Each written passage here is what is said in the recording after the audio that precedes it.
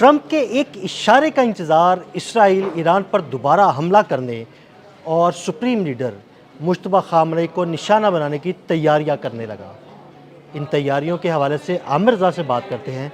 आमिर भाई, बड़ा सख्त बयान आया है इसराइल की जानिब से कि हम मुश्तबा खामनेई को निशाना बनाएंगे, उनके पूरे ख़ानदान को निशाना बनाएंगे, ईरान पर दोबारा हमला करेंगे, बस हमें ट्रंप के एक इशारे का इंतज़ार है। ये क्या कहानी है? देखिए, पहली बात तो ये है कि इस वक्त नेतन्याहू जो हैं वो बहुत ज़्यादा डिप्रेशन में हैं। डिप्रेशन में इसलिए हैं कि जो लेबनान में उन्हें कामयाबियाँ मिलनी थी वो नहीं मिल सकी हैं, और उस पर नतीजे में हिजबुल्लाह ने जो कामयाबियाँ हासिल की हैं इसराइल के अंदर, वो बहुत ही इनके लिए एक इस तरह से समझे सदमा है। अब इसका जवाब ये देना चाहते हैं कि ये ईरान पर हमला करें, और ट्रंप से इजाज़त इसलिए मांग रहे हैं कि ट्रंप ने एक मौके पर यह कहा था कि मैंने इसराइल के कहने पर हमला किया। बाद में जब नेतन्याहू की जानिब से प्रेशर आया दोबारा से, तो ट्रंप अपनी बात से मुकर गए, यानी यू टर्न ले लिया कि नहीं, मुझे इसराइल ने नहीं कहा था। हालांकि अगर हक़ाइक़ को देखा जाए तो सबसे पहले जो हमला किया था वो किया नेतन्याहू ने था, यानी इसराइल ने यहूदियों सुन्नियों ने ईरान पर हमला किया। अमेरिका इसमें बाद में एंटर हुआ, और मैंने बारहा ये आपको बता चुका हूँ कि इसी वजह से यूरोपियन यूनियन और नेटो जो है इस जंग से अलग हो गए थे कि इसमें नॉन नेटो मुल्क ने जो है एक मुल्क के ऊपर हमला किया है, इसमें हम शामिल नहीं हो सकते हैं। ये वो सूरत हाल थी जिसको लेकर अब वो चाह ये रहा है कि मुझे डोनाल्ड ट्रंप कहे तो मैं हमला करूं। तो डोनाल्ड ट्रंप आपसे क्यों कहेगा?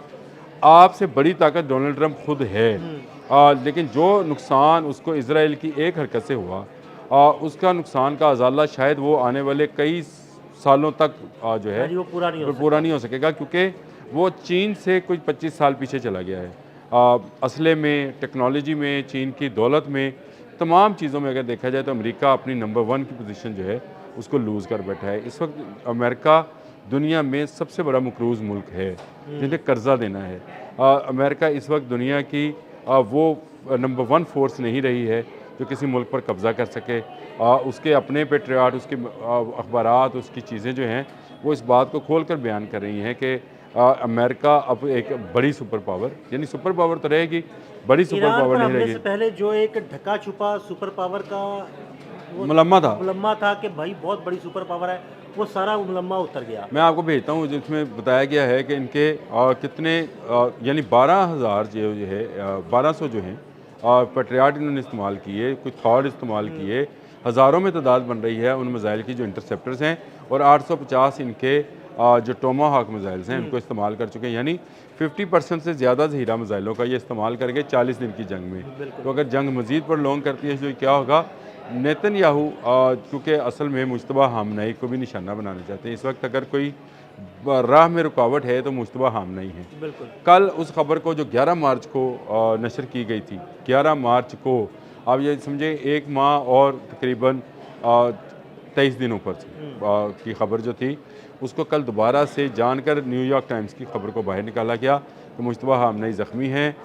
2 ईरानी अहम ओहदेदारों ने, जिनके नाम नहीं बताए जा सकते, और वो एक हॉस्पिटल में दाखिल हैं, लेकिन वो होश में हैं और कमांड कर रहे हैं। 11 मार्च वाली खबर को कल जानबूझकर दोबारा से री इन करवाया गया, और यूँ लगा कि जैसे मुश्तबा खामनेई पर दोबारा हमला हुआ है। ये सारा मामला इसलिए है ताकि ईरान को मुज़ाकरात की टेबल पर लाया जाए और मुश्तबा खामनेई को मंजर आम पर लाया जाए। लेकिन ना मुश्तबा खामनेई मंजर आम पर आएंगे और ना ईरान किसी दबाव के अंदर आकर टेबल पर आएगा। नेतन्याहू जो हैं उनके अज़ाइम ग्रेटर इसराइल के हैं। वो चाहते ये हैं कि ये जंग मज़ीद आगे बढ़े, अमेरिका हमला करे। अमेरिका अब इससे पीछे हट रहा है, इसलिए उसने सीज़ फायर क्ली को वक्त नहीं दिया है। डोनाल्ड ट्रंप ने साफ कहा है कि लेबनान के साथ भी जंग बंद करो, 3 हफ्तों की जंग बंदी का उन्होंने कल ऐलान भी कर दिया है। ये सारा वो मामला है जिसको जो इसराइल के लिए थोड़ा सा, मैं ये समझता हूँ, पैनिक का बायस बन रहा है। उसका जो नुकसान हुआ है, जो मॉरली नुकसान हुआ, जो फिज़िकल नुकसान हुआ, और जो उसका मुआशी नुकसान हुआ, वो बिल्कुल अब लोगों के सामने आना शुरू हुआ है। आपने और मैंने, मेरा ख्याल है, एक व्लॉग भी इस पर किया था कि इसराइल के अंदर जो बिल्डिंग्स हैं वो किस बड़ी तादाद में गिरी हैं। 23,000 क्लेम्स हैं इंश्योरेंस के, गाड़ियाँ तबाह हुई हैं, लोगों के जगह तबाह हुई, और सबसे बड़ी बात कि उनके दमूना न्यूक्लियर पावर साइट पर हमला हुआ है। अब वो चाहता है कि ईरान पर दोबारा से एक हमला किया जाए। अमेरिका इससे बचना चाहता है। अमेरिका पहले ही अपने 2 बहरी बेड़े गवा चुका। अमेरिका अपना F-35 2 मरतबा गिरवा चुका। अमेरिका अपने बहुत सारे जहाज़ों का, जिसकी तादाद मेरी इतलात के मुताबिक तो 39 है, लेकिन उसमें C-132 हैं, फिर उसका C-130 है उनका, A-10C है, हाँ जी। बहुत सारे जहाज़ हैं। C-135 है जो रिफ्यूलिंग तैयारे हैं उनके। और उससे हटकर ईरान ये बात कर रहे हैं कि उसके पास नए कार्स हैं, जैसे बाकर कालीबॉफ ने कहा है। तो अमेरिका शायद ये हरकत या हमाकत दोबारा करने की ज़रूरत नहीं कर रहे हैं, लेकिन नेतन्याहू मुसलसल प्रॉम्प्ट कर रहे हैं कि अगर हमें कहा जाए, इसराइल की तरफ से ये बयान है कि हम मुश्तबा खामनई को पूरे ख़ानदान समेत निशाना हाँ बनाएंगे। निशाने बनाएंगे। कैसे बनाएंगे? देखें, कल की बड़ी खबर ये थी कि 2 इजरायली एयरफोर्स के लोग जो हाँ जी हैं बिल्कुल, जासूस, उन्होंने इसराइल इसका मतलब लड़ाका इसका तैयारों की इन्फॉर्मेशन जो है ना वो लीक की है, वो ईरान तक पहुंचाई इसका गई है। ये सिर्फ F-15 तक नहीं है। देखें, और लंबे अरसे से 25-27 साल से ईरान इस बात की तैयारी कर रहा है। उसे पता है कि उसका इजराइल के साथ मुकाबला होना है, और उसने वहाँ पर एक जासूसी का नेटवर्क, ये तो 2 बंदे पकड़े गए हैं।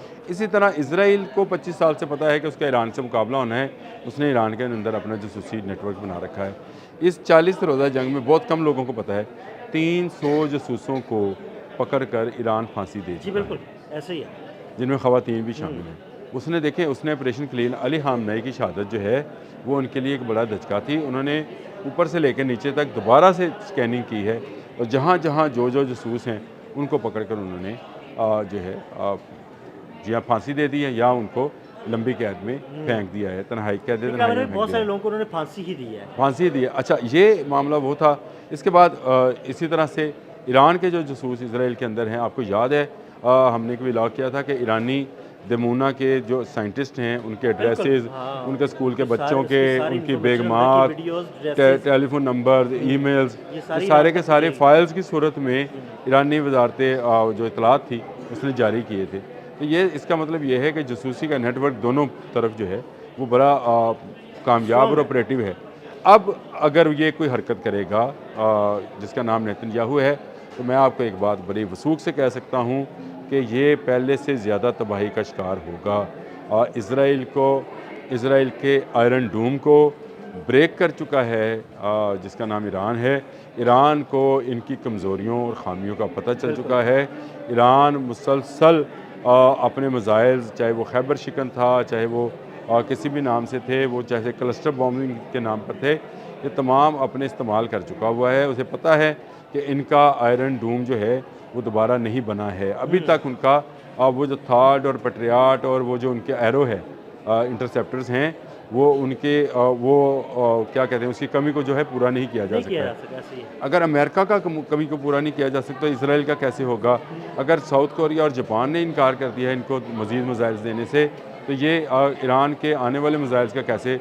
और दूसरी तरफ तैयारी का चेक करें कि ईरान अपने बैलिस्टिक मिसाइल्स के साथ अवामी इज्तिमाअत में ट्रक लेके जा, आपने फ़ोटो में तस्वीरें देखी हैं। तो मुझे ये बताएं कि जब ये एक कौम का मुराल हो, उसको आप कैसे शिकस्त दे सकते हैं? ये बिल्कुल ठीक है कि अली खामनई लाइल्मी में या अपनी बहादुरी में शहीद हुए, क्योंकि वो चाहते ये थे कि वो किसी खंदक में या किसी ऐसी जगह पर ना जाएं जहाँ पर उनको जो बाकी लोग ईरान के नहीं हैं, इसीलिए वो अपने घर के कंपाउंड में जो है शहीद हो गए। उन पर जो हमला हुआ था उसमें मनाफ स्कूल की बच्चियाँ भी जो थी वो शहीद हुई थी। लेकिन इसराइल अब अगर हमाकत करेगा तो बहुत सारी कमज़ोरियाँ पूरे मिडल ईस्ट की बशमूल इसराइल की ईरान के हाथ में हैं। ईरान को पता है कि किस बहरी बेरे को स्वाम अटैक के ज़रिए जो है वो निशाना बनाना है, और ये स्वाम अटैक क्या है, फिर उसके अंदर उसके जो नए ड्रोन्स हैं, ये शाहिद ड्रोन है, शाहिद 136, उसको इस्तेमाल कैसे करना है। हैफा की बंदरगाह तक और जलालडार फोर्ट तक रसाई जो है, और दूसरी तरफ से हिजबुल्लाह और हौसियों का जो हमला है, इसको इसराइल कैसे बचा पाएगा, ये बड़ा मुश्किल होता चला जाएगा। मैं आपको बताऊं, ये बात कहने में बड़ी आसान लग रही है कि नेतन्याहू जो है वो चाहते हैं कि जी हमला कर दिया जाएगा और मुझे डोनाल्ड ट्रंप इजाज़त दे।